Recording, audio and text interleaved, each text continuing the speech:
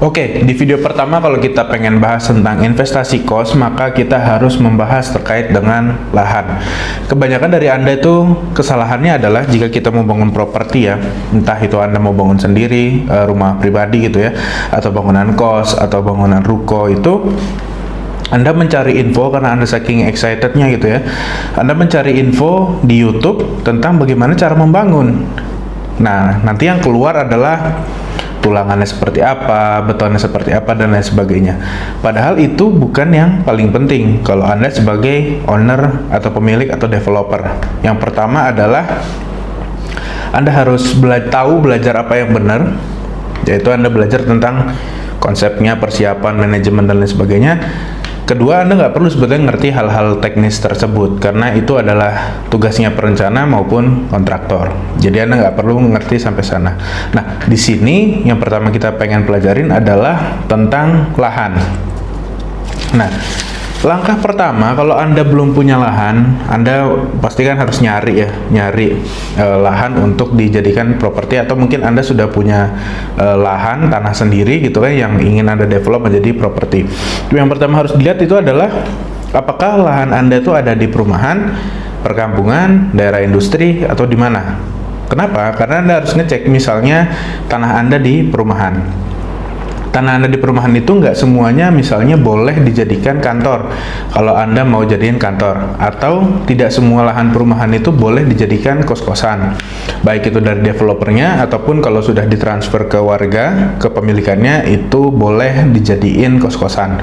Jadi Anda harus pastiin dulu apakah perumahan Anda boleh dijadikan kos-kosan. Caranya adalah dengan tanya ke warga sekitar, ke RT-nya, ke RW-nya, itu apakah boleh menjadi kos-kosan.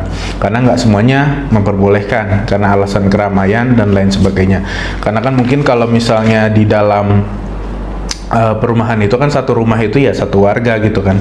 Tapi kalau misalnya Anda jadikan kos-kosan, maka satu perumahan itu bisa jadi banyak satu rumah itu bisa jadi banyak kakak, istilahnya banyak orang yang berbeda-beda. Itu kan mungkin ada perumahan yang merasa tidak nyaman di situ.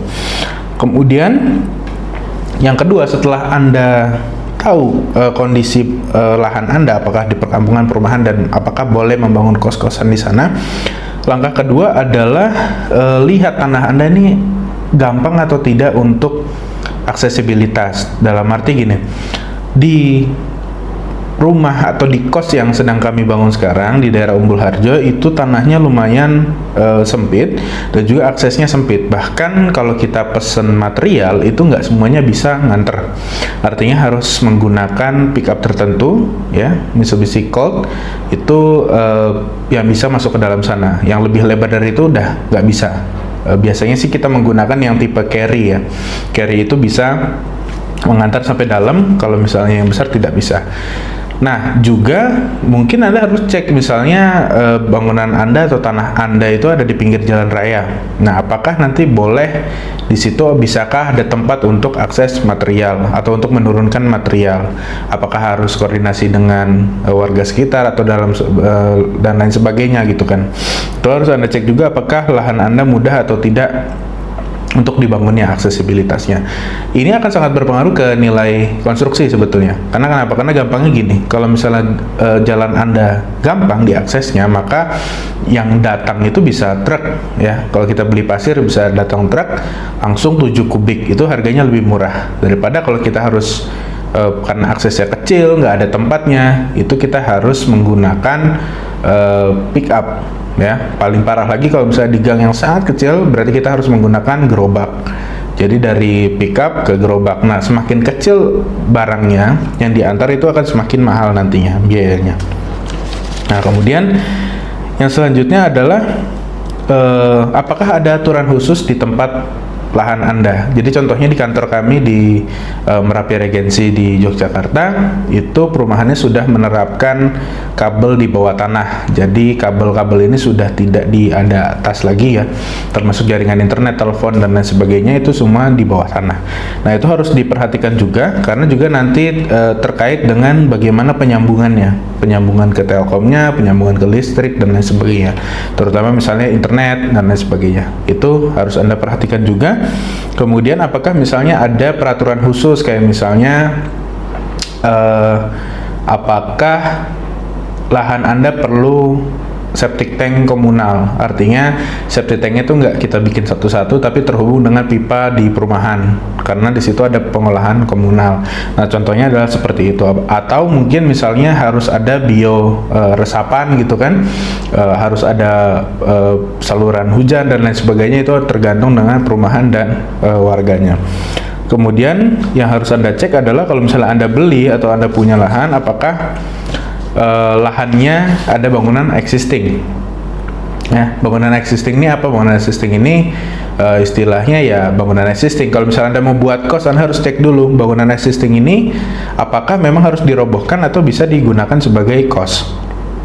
Misalnya seperti itu. Jadi misalnya ini bangunan bekas rumah gitu kan, tapi kamarnya banyak, mungkin Anda bisa modifikasi sedikit, renovasi kecil, Anda bisa menjadikan itu kos. Tapi kalau misalnya mungkin itu rumah yang sangat tidak cocok untuk dibangun kos, maka ya mungkin Anda harus rombak total, atau mungkin lebih baik dihancurkan saja, dibangunkan dari awal.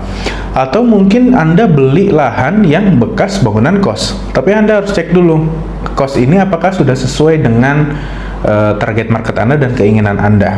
Nanti kita akan belajar tentang positioning di belakang, tapi kita harus lihat dulu apakah ini sesuai dengan target marketnya gitu. Misalnya Anda pengen bikin kos eksklusif, sedangkan kos lama Anda dirancang sebagai kos yang harganya di bawah tapi volumenya banyak, sedangkan nggak ada kamar mandi dalamnya. Nah, itu harus Anda pertimbangkan apakah nanti kamarnya bisa dimasukkan kamar mandi dalam, atau misalnya ditambahkan kamar mandi dalam gitu ya.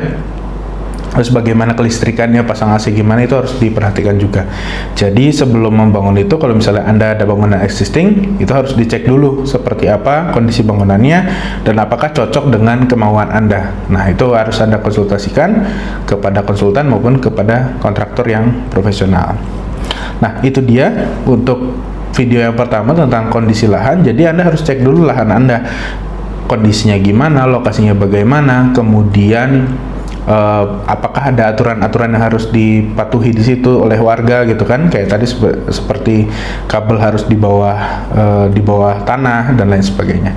Itu adalah yang harus Anda perhatikan, dan yang langkah pertama yang harus Anda kerjakan kalau Anda mau investasi properti, terutama di bagian kos. Jadi itu yang harus Anda ketahui. Nanti di video selanjutnya kita akan belajar juga tentang kondisi fisik tanah ya.